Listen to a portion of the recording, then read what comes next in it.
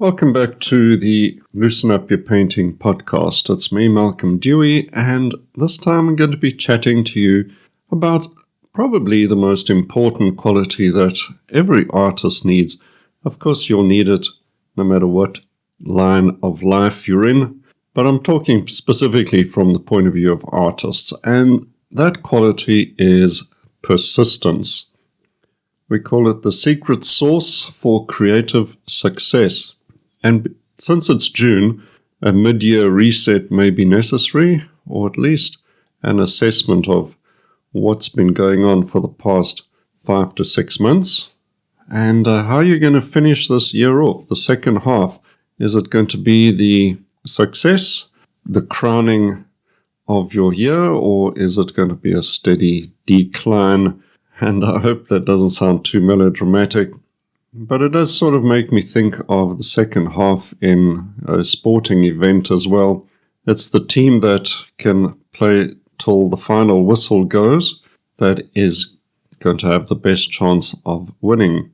Now, there's nothing quite as dramatic as that in our lives as artists, but it is the ability to press on through what has been quite a daunting first half of 2026. I guess you could say that just about every year it seems like that, but I really believe that it's been a tough one for everybody, and just getting things done and keeping your motivation up. So let's keep our spirits up as well and consider this the perfect time to have a little pause and assess, see what's worked, let go of what has not worked, and recommit to the creative habits that matter. Persistence is not glamorous, it's not always exciting, but it's often the real difference between artists that grow and artists that give up too soon. So as they say, talent may open the door, but persistence keeps you in the room long enough to become really good at it. We all want to become really good at our art because that is how we express ourselves. And the better you can do that, the more satisfying it is for you. And maybe for others as well if you are selling your work. But principally, it's up to you to be able to look at your painting and think, damn, that is looking pretty darn good, and give yourself a pat on the back. We have to do that for ourselves. It doesn't always come from anyone else. So as I chat along, if you're watching this on video, I'm going to hopefully have a little painting going in the background that you can watch, or if you are listening to this as a podcast, hopefully there are a few ideas to give you a bit of inspiration and push you forward so we finish on a good note. So have some of your grand plans been abandoned, or maybe they're looking a little rusty? Well, that's fine. That's the way it goes. Some of those creative goals have slipped into the background, and as soon as the harsh light of reality shines on some ideas, they look a bit flimsy. That's okay as well. So let's look at a few key points, right? Just to get some sort of structure to this chat. So June, the key point is it's not too late. The year is not over. And this is a powerful moment where you can pause and recommit to the next 6 months. Plenty of time, and we mustn't underestimate how much can change in 6 months if we put in some steady effort. So persistence is not about a dramatic breakthrough. That's sort of the icing on the cake if it does happen. It's returning to the easel, getting work done, and keeping on. So you got to ask yourself, what would happen to your art if you simply persisted with the right habits for the next 6 months? And let me assure you that habits and persistence are actually very important things. They may not look too glamorous, but every successful person that we consider successful, for instance, has probably got a very strong set of habits and routine. A routine that makes them come back to the easel or the desk or whatever it may be, day after day, week after week. That is the persistence that gets big things done. So number one is persistence is more important than motivation. Motivation is unreliable. It comes and goes, and as artists, we know that our moods can get pretty dramatic, swinging all over the place. But persistence, that's the steady beat, the steady heartbeat that keeps you going along, even when your emotions may be flying around all over the place. You want to have a strong beat of persistence that keeps you moving onwards. It's that thing that makes you decide to continue, even when the excitement has faded, and you get up the next day and you're thinking, stay in bed or do I get up? Well, that persistence, I guess, is also part of your self-discipline, the thing that gets you up and moving. So professionals work with or without inspiration because they've got the self-discipline and the persistence to see things through to completion. A painting habit is built on this routine and this repetitive process. It's not just being in the mood. Now, a good example of this, let's have a look at a few famous artists. How about Vincent van Gogh? Right, his career is obviously tragically short, but it was intensely persistent. I think as a work ethic, Van Gogh probably took the first prize. In about a decade, he produced around 2,000 artworks, including paintings, drawings, sketches, and he struggled with poverty, rejection, mental health challenges, and he worked under the most appalling conditions sometimes because he would not skip a day.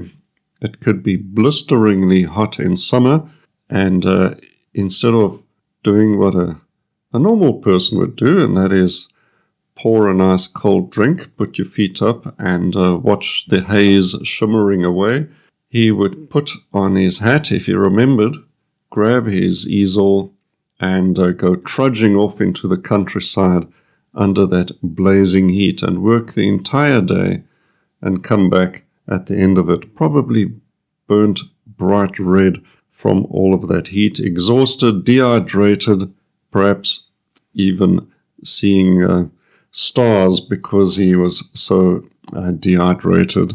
And then in winter, the same thing again. Instead of staying by the warm fire, he would put a scarf on, head out into that nasty cold wind, and still try and get some paintings done. So Van Gogh wasn't waiting for ideal conditions. He painted through all the difficult days as well, and his persistence has created a body of work that changed art history. I think Van Gogh said something to the effect of, great things are not done by impulse, but by a series of small things brought together. So what small creative actions can you take this week and repeat, whether you feel inspired or not? That will make a difference to you. Something to think about. A second point is persistence means finishing, not just starting. So many artists enjoy starting paintings, but the real growth happens when you finish them, when you push on through the ugly middle phase and you know when to stop, you sign it off, and you put it aside to dry. And then you reach for the next canvas. Get that prepared, because the next day or even later that day, you're going to start your next painting. Starting is exciting. Everything feels possible, and finishing is hard because we've discovered a whole lot of problems that have cropped up. And do we have the persistence to work away at those problems and solve them? Often the work's abandoned too soon, and that is the tragedy of just about anything in life. We've heard those stories of prospectors who have abandoned their claim only to have the next chap come along and put the shovel in the right place, and there's a whole vein of gold. If only the original prospector kept on for another day. Even a disappointing finish is still a finish and will give you some feedback that you can work on for the next one. And we look at artists like Claude Monet. Monet painted series after series, the Haystacks, Water Lilies, Rouen Cathedral, the Poplar series. He returned to the same subjects repeatedly, exploring the light and atmosphere and changing conditions. Very often in the early part of his career, he did not have a penny to his name and was constantly being harassed by debt collectors, but he kept coming back. So we don't want to just finish one painting and think we can now call ourselves an artist and put our feet up. An artist stays with an idea and pushes on through and sees it out to the end. So maybe we can look at some of our unfinished paintings propped up in your studio. Pick one, put it on the easel, and finish it. Squeeze out the paints and grab your brush and just get on with it and see what happens. So you can't learn from a painting that's only in your imagination or is lying in your studio half done. The third point is persistence helps you survive through the ugly stage of painting. This could be a career waiting to try to get that off the ground, or a specific painting or subject that you're struggling with. We all go through awkward stages, and the artists that quit, well, that is, I think, what they call the definition of failing, but success is keeping going when all you want to do is quit, but you keep on going. That is success right there. It makes me think of Paul Cézanne. Cézanne worked very slowly and persistently, and often with great frustration, and he struggled to realize his vision, but he kept returning to structure, color, and form, and observation, and his persistence helped to build the bridge between Impressionism and modern art like Cubism. He wasn't getting much love and appreciation from his fellow artists or community, but he trudged on and achieved something quite exceptional. So an awkward stage isn't proof that you lack ability. It's part of a process, and it might be the path you have to follow. I always say that every painting relies on values and structure, and then color finishes it off. But if you don't persist to get through the structure, the values, the foundations, you won't be able to enjoy the color and putting that final bravura stroke onto your painting. So don't abandon the painting simply because it hasn't become itself yet. And this goes for an art career as well, if that is what you are after. The fourth idea is persistence builds skill through repetition. It's not one breakthrough painting. It's many ordinary painting sessions, many paintings that are average. You could even say mediocre if you want to be really hard on yourself. But we all do them. We all have 10 average paintings and then 1 or 2 standout paintings. And that's probably a pretty average strike record when you are developing your art career. So one painting doesn't transform you, and one painting doesn't define you either. 20 paintings, well, that will start revealing patterns about your art and where you are at this particular time. 50 paintings, you start building up more confidence, and repetition develops all of those muscle memory things that you need for your brush control, color mixing, composition, and your judgment. Your decision making as an artist is finely tuned after dozens and dozens of paintings. The hand learns through doing, and the character is built in the process.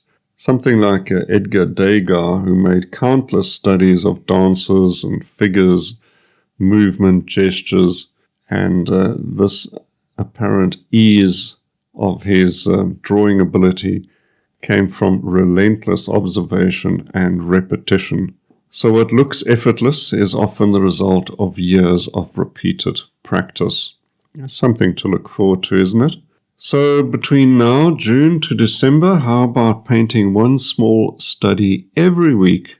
That's 26 paintings. Keep them simple. Focus on core skills like values or light or brushwork or color temperature. And at the end of the year, you'll have 26 studies. And many of those could look fantastic. Pop them in a frame, maybe gift them at the holiday season, or put them on your website, in your gallery, whatever it may be. You'll have choices and options. But if you do nothing, you won't have those. So one a week for 26 weeks. That's a pretty good portfolio right there. Repetition, it's not boring. It's going to take you somewhere. And in this case, it's going to take you to having that portfolio of 26 new paintings. Number 5 is persistence requires a clear creative direction. It's easier to persist when you know what you are persisting with, or maybe what you're persisting for. Do you feel like your energy is scattered all over the place and you don't have any focus? There are too many subjects, mediums, courses, styles. It's all confusing and you don't know what to focus on. A clear direction helps you clean out this mental clutter and select something and see it through. It's not what should I try next, but what should I stay with long enough to improve. Consider Georgia O'Keeffe. She developed a clear visual language over time. Flowers, desert landscapes, simplified forms and strong compositions. Her persistence with her own vision made her work unmistakable. So it's not about just working hard. It's about working consistently in a meaningful direction, and you'll know what that may be for you.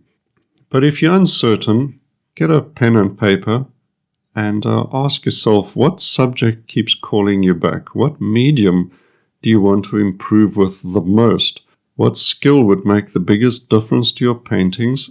And what do you need to stop chasing? Maybe it's what you feel you need to start. Let's say you want to explore oil painting, but you are confused or apprehensive about the mess that comes with oils. It's that fear that you need to face head on and simply begin. In that way, you discover it's not any of those things and it's actually a lot of fun. So you have a direction. Head into that direction. Number 6 is persistence means learning from failures instead of being defeated by them. Failure is simply information. You can learn from it or you can be scared away by it. A painting that doesn't work can still be valuable if you learn from it.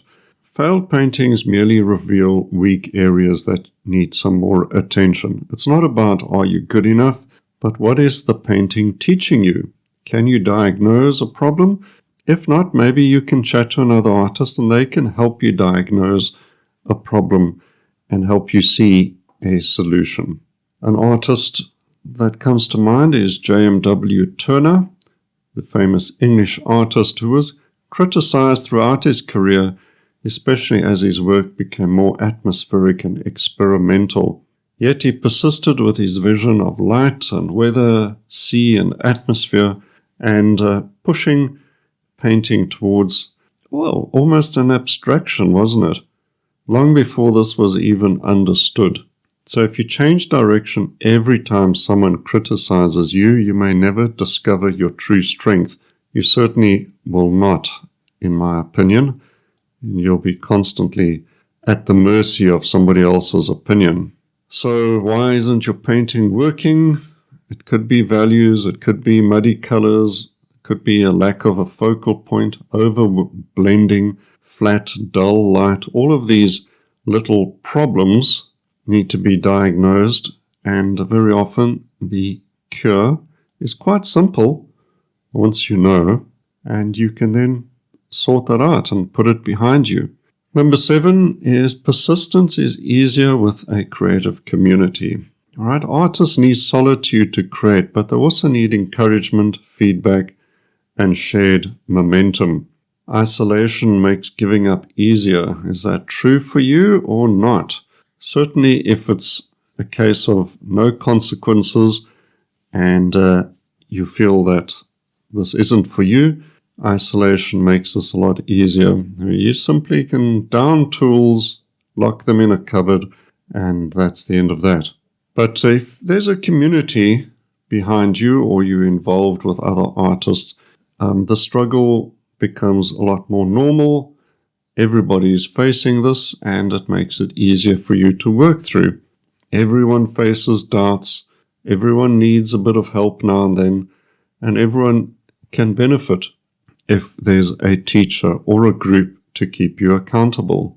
And consider the Impressionists who got together and held an independent exhibition.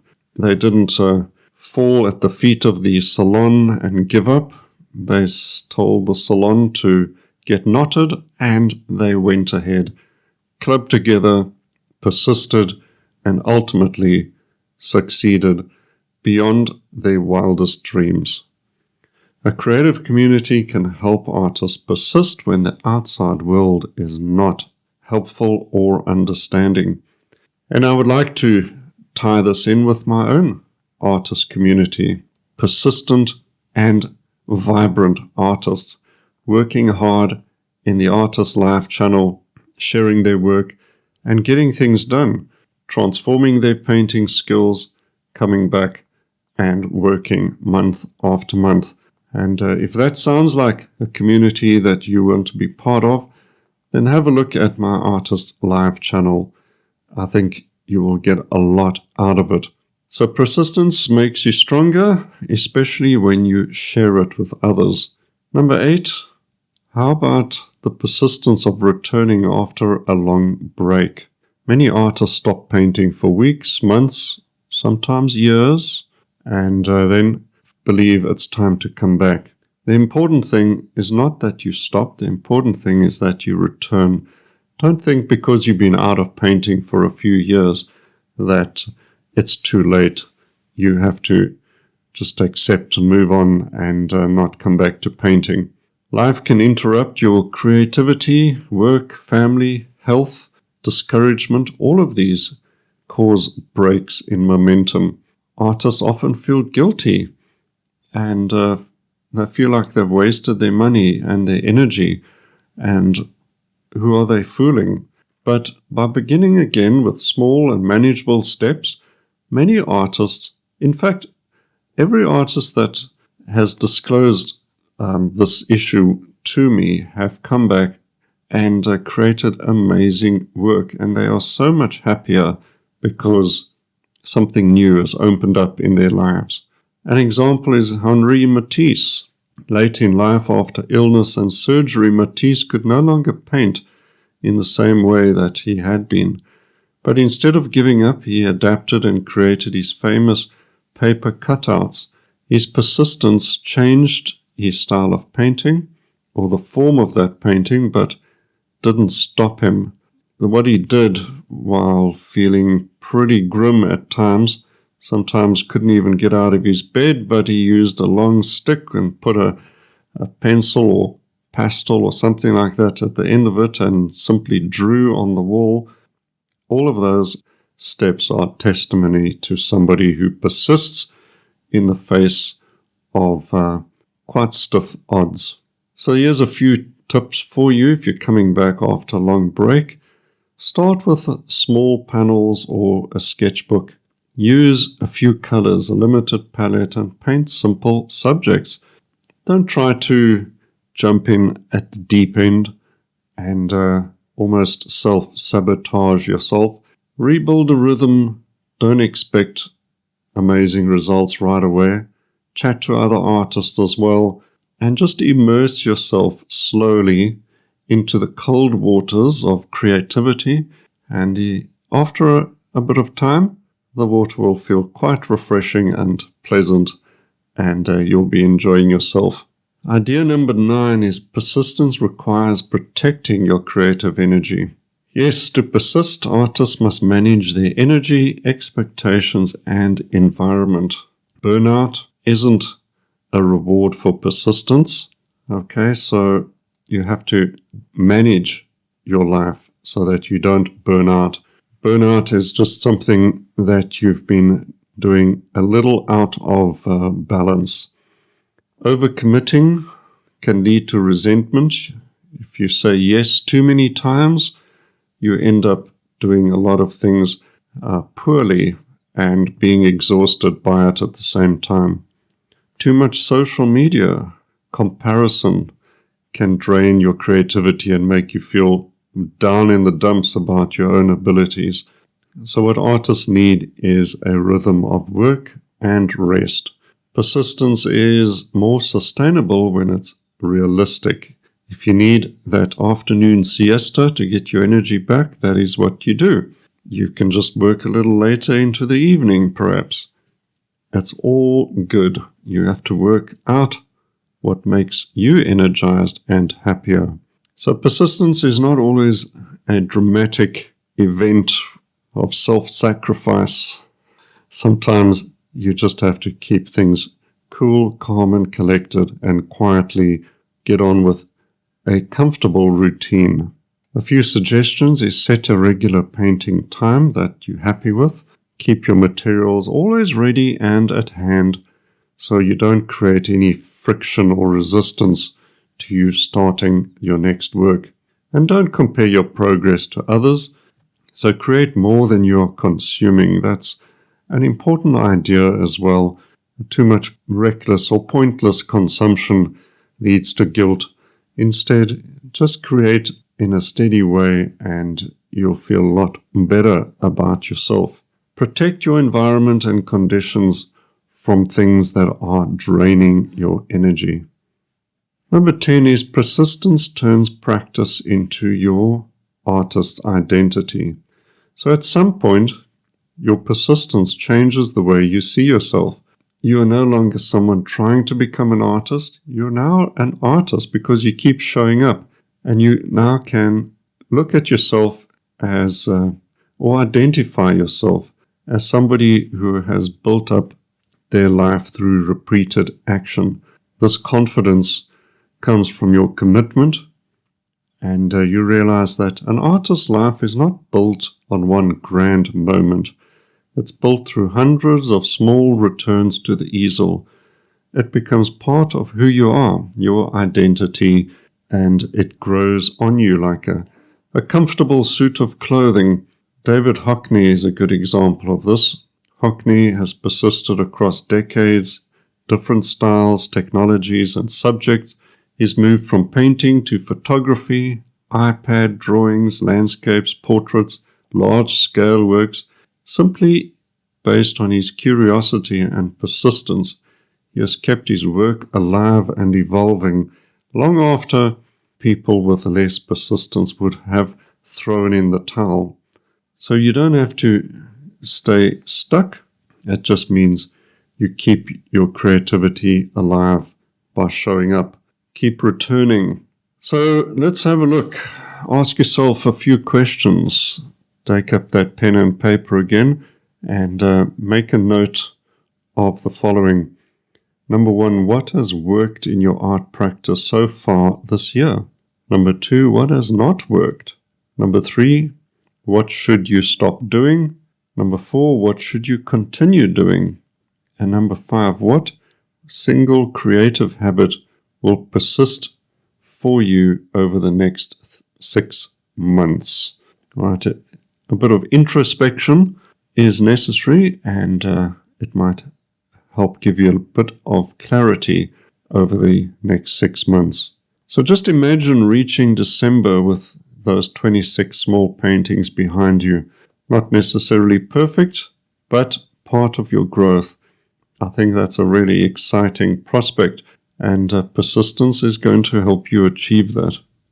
So it's not an overnight thing. You've got time. And you only need to return to the easel. Do that today or first thing tomorrow. Sit down with your pen and paper and go over those questions I mentioned and see what pops up there. So that's it. Are you going to recalibrate and head off into the next 6 months with renewed purpose and ambition and see what happens? Let me know in 6 months' time if you've got those 26 paintings set aside. How does that feel? And I'd appreciate it if you let me know in the comments which of these tips or which of the 10 points has made the most impact on you. What is one creative habit you're going to persist with over the forthcoming year? Is it weekly painting, daily sketching, finishing unfinished works, or returning after a long break, or dealing with some hurtful criticism that you are now going to put behind you? And I want to also encourage you, if you haven't done so already, look up the Create Art magazine. That is our free magazine packed with inspiration, artist features, and how-to articles. Comes out every second month.